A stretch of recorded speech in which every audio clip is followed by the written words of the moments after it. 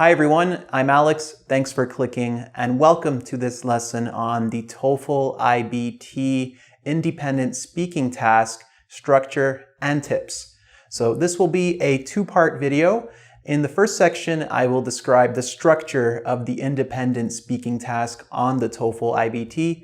And in the second part of the video, I will give you some tips on how to do well on this. So if you know the structure, you might want to fast forward maybe 2 or 3 minutes, okay? If you don't know the structure, here we go. So on the TOEFL independent speaking task, there are 2 tasks that you must complete, and there are 2 different types of questions. So the first type of question on the TOEFL independent speaking task might be a personal choice question.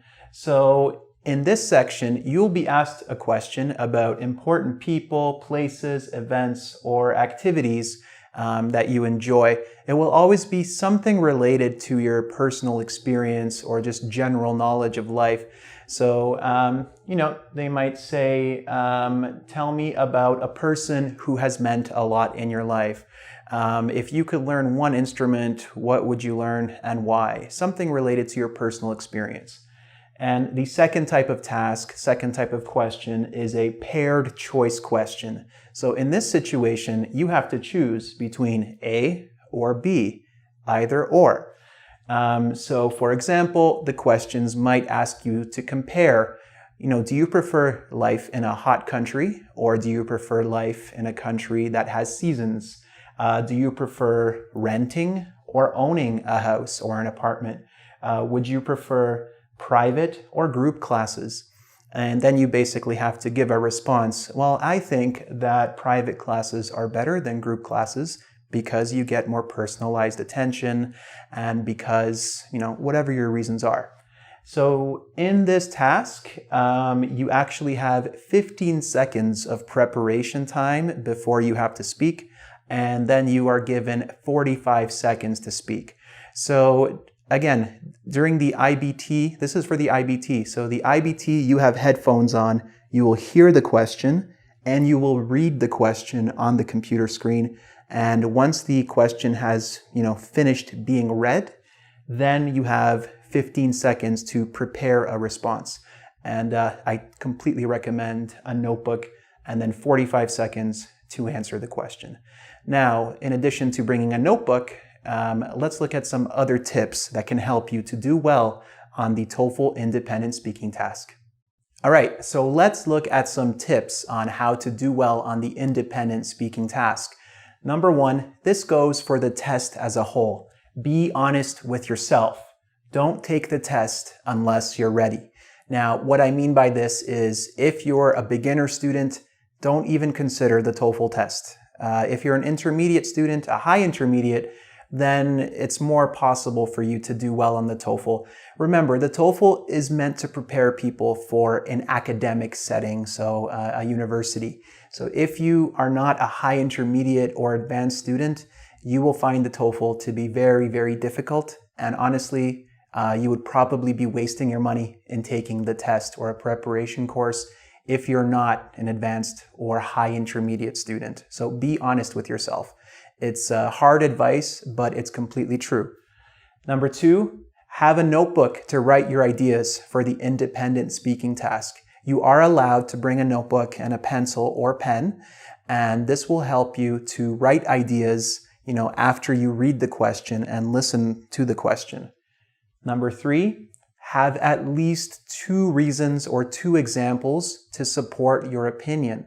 So, if you're having one of the independent opinion choices or the second paired choice questions, make sure you have at least 2 reasons to support your position. So if you are doing a paired choice question and the question is about, do you prefer living in a dormitory or living at home when attending university, make sure you have 2 reasons for why you prefer, for example, living in a dormitory.